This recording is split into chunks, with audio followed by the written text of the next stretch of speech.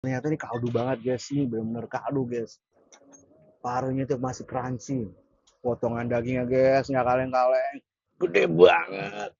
Wah, pecah. Semua toppingnya itu lembut banget. Kecuali paru, karena paru dulu garing crunchy. Itu enak banget sih. Kolaborasi yang epic. Dan semua toppingnya ini nggak ada yang bau. Masih bareng gue James ajak makan. Let's check it out. Makan boy. Lanjut ke video selanjutnya. Bye-bye.